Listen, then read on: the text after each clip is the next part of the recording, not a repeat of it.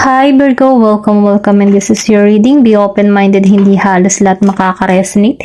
Piliin niyo lamang and thank you nga po pala sa mga nag-subscribe at sa mga bumabalik. Welcome po tayo. Okay, start na tayo Virgo. Give me the message for Virgo please. Meron ka ditong Two of Swords, upright. Meron ka ditong King of Wands, upright. Give me the message for Virgo, please. Meron ka dito King of Swords, upright. Ay! Meron ka ditong Ace of Wands, upright. Give me the message. Page of Wands, upright. Give me the message for Virgo, please. Then the Hermit, reverse. Give me the message for Virgo, please. Meron ditong Ace of Pentacles, reverse. And Ace of Swords, upright. Lumabas ang tatlong Ace. Okay. Nakikita ko dito, no, na merong iba sa inyo, andun na siya sa, alam mo yun, yung sa authority niya, sa power niya, okay? Nakikita ko rin dito, no, na meron ditong offer na parating sa'yo, na nagbibigay sa'yo ng, bagong yugto, no? Nakikita ko rin dito, no, na meron kang dalawang tao sa buhay mo na parating, sabay silang parating sa'yo, okay? And nakikita ko rin kasi dito ng transformation. Meron kang person na Gemini, Aquarius, and Libra. And Aries, Leo, Sagittarius, okay? Then nakikita ko rin dito ng Virgo, Capricorn, Taurus. Ayan, ito lang yung nakikita ko. Sabihin natin meron ka ditong new and past person na parating na magbibigay sa'yo ng different emotion na kung saan mahihirapan ka kung sino yung pipiliin mo, okay? Ito lang yung nakikita ko. Or pwede rin sabihin na tinatanggalan mo na to, yung hermit mode mo. Kasi nakikita ko dito before, meron kang tao dito na na-disappoint ka. Nag-disappoint ka sa kanyang mga pangako, sa kanyang mga binitiwang salita sa'yo. Hindi niya na i-offer yung love or pwede rin sabihin na na-disappoint ka din sa karera na meron ka. Trabaho, opportunity na hindi na ibigay sa'yo yung proyekto, Ito lang yung nakikita ko. Pero ganun pa man, tinatanggalan mo to, ayaw mo na tong ganitong pakaramdam niyo, stuck sa situation na ang hirap kumilos, ang hirap gumalaw sa ganitong pakaramdam. Tinatanggalan mo na to. Nafe-feel ko din dito, na pinapalaya mo na yung sarili mo, ayaw mo nang may stuck. Then nakikita ko rin dito na handa ka na ulit makipagsapalaran, handa ka na ulit kumilos, handa ka na ulit magsimula. Kasi tapos na yung the hermit mode mo. Yung tipo na tapos ka na sa pagsa-search soul mo, tapos ka na sa pakikipag muni-muni mo, yung meditation mo, okay, ito lang yung nafe-feel ko. Tapos ka na doon, nagkaroon ka na dito ng kaliwanagan sa sitwasyon na meron ka. Nafe-feel ko din dito na tinatanggalan mo na yung ganitong pakaramdam. Bagamat, meron pa rin pangyayari dito na mahihirapan ka sa dalawang tao na parating sa'yo. Kasi itong tao nito ay may past and new. Na kung saan pareho magbibigay sa'yo ng dalawang offer, okay? Two offer ang iaabot sa'yo. Na kung saan dati yung isa, yung past mo, hindi niya naibigay yung offer nito. Ngayon, handa na siyang ibigay yung offer na gusto mong mangyari before, okay? Pero ganun pa man, tinanggalan mo na to, nagkaroon ka na dito ng kaliwanagan, at ikaw yung tatanungin dito dahil mahihirapan ka pa rin kung sino sa dalawa ang pipiliin mo. Okay? Ito lang yung nakikitaan ko. Pero ganun pa man, nakikitaan ko rin dito sa Page of Wands, handa ka na ulit ng panibagong pakikipagsapalaran. Handa ka na ulit sa panibagong simula ng iyong buhay. Handa ka na ulit na tumungo o harapin ang hamon. Okay? Ito lang yung nafe-feel ko kasi nakatayo ka na dito Then, nakikitaan ko rin dito, yung two person na parating sa'yo, pass in you. Merong Gemini, Aquarius, and Libra, and Aries, Leo, Sagittarius. Okay?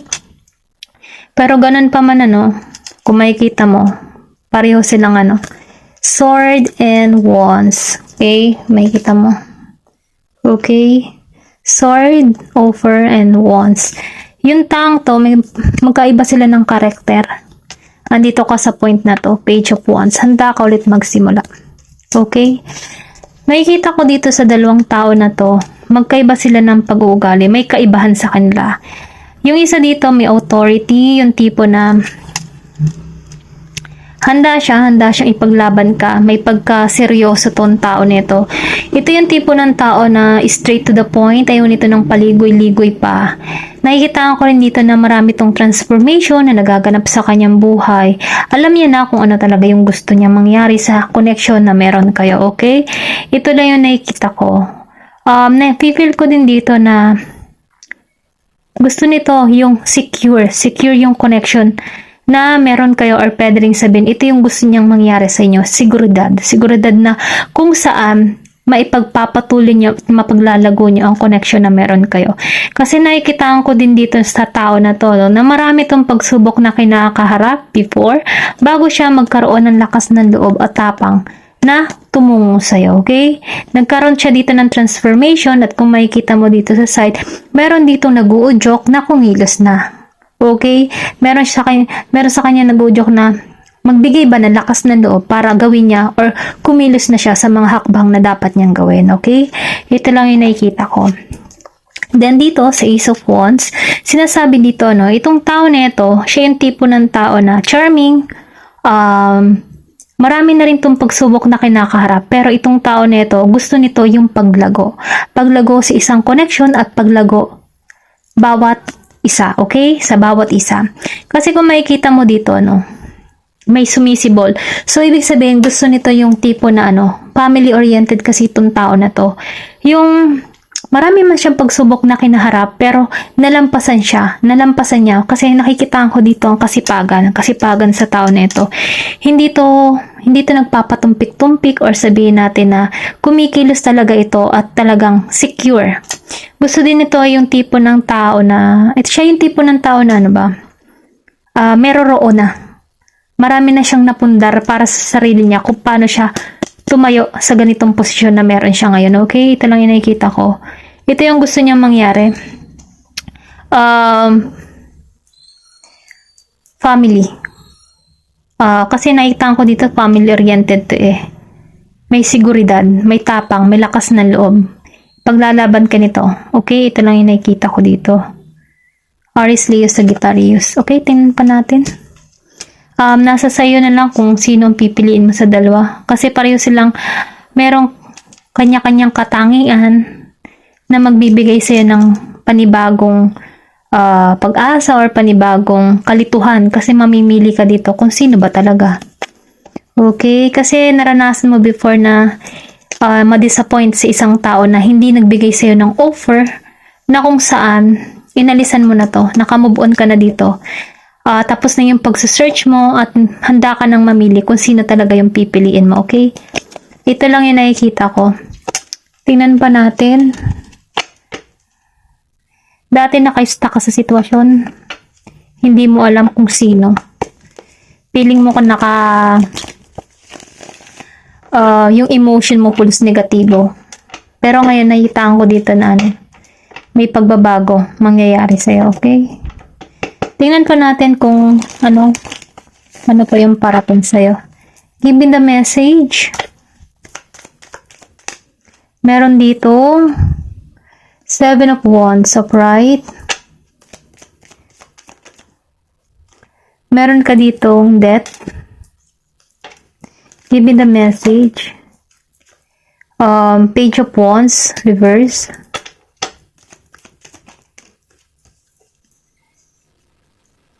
Temperance.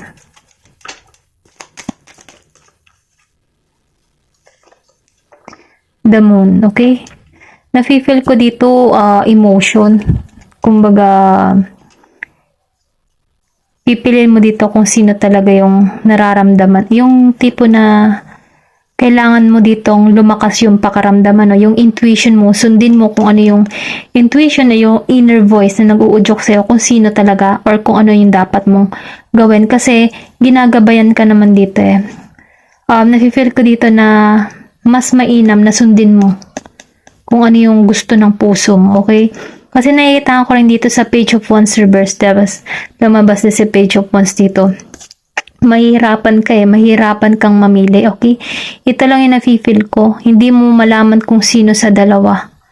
Pero ganun pa man, nakikita ko rin dito na merong bagong simula na naghihintay sa'yo. Yung tipo na tinanggalan mo na yung mga masasakit na karanasan mo na humihila o umi-stuck sa'yo sa sitwasyon. Andito ka na eh, handa ka na magsimula, handa ka nang tanggapin yung mga bagong proyekto or sabihin natin, handa mo nang tanggapin yung bagong pag-ibig na naghihintay sa'yo. Kaya lang, ang ibinigay naman sa'yo dito ay dalawa. Hindi mo alam kung sino sa dalawa. Kaya, sinasabi dito, nasundin mo kung ano yung intuition mo, kung ano yung nararamdaman mo, okay? Pakaramdaman mong maigi. Then, nakikita ko rin dito, na meron ka ditong, abundance na naghihintay sa'yo. Ito yung offer para sa'yo. Nakikita ko dito na ikaw yung tipo ng tao na relihiyoso, okay? At meron din ako nakikita dito na pagbubuntis. Masasabi na, ikakasal ka dito sa tao na to. Maalin sa dalawang ito, okay? Ito lang yung nafe-feel ko. Na magbibigay sa'yo ng equal and balance. Then, nakikita ko rin dito na may fertility or pagbubuntis na magaganap sa'yo kung isa kang babae, Or kung ikaw na may isang lalaki, meron ka ditong mabubuntisan or na bagong simula para sa'yo, okay? Ito lang yung nafe-feel ko dito. May gabay sa connection kasi meron ditong nagdadasal, Or pwede rin sabihin ikaw yung tipo ng tao na relihiyoso, konserbatibo, talagang madasalin, okay? Nakita ko dito, na marami kang pagsubok na kinakaharap. Kahit marami kang pagsubok or manghadlang na humaharap sa yung dinaraanan, hindi ka nagpapatumpik-tumpik. Nafe-feel ko din dito na ikaw yung tipo ng tao na kapag may ginusto, kikilos ka at gagawa ng paraan upang makamtan ito. Kasi ikaw yung tipo ng ambitious, marami kang pangarap. Ito lang yung nafe-feel ko dito, na kahit mahirap yung mga pangarap mo, hindi ka nasuko para makamtan ito. At yun ang maganda dahil positibo, kasi nakatuon ka sa goal mo okay? Nakatuon ka sa goal mo. Ito lang yung nakikita ko. Kahit gaano kakataas pa yung pangarap mo, kikilos ka para makamtan ito. Ayun lang yung nakikita ko, Thank you for watching and love and peace.